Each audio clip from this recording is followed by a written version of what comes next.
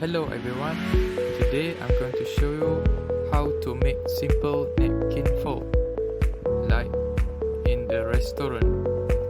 Step 1. Provide a beautiful napkin, then fold in half from top to bottom. And then next, fold one layer in half from bottom to top. After that, flip the napkin to reveal its back side. Step 4 is fold one layer from top corner to the bottom corner until the triangle shapes have shown. Step 5, fold again from top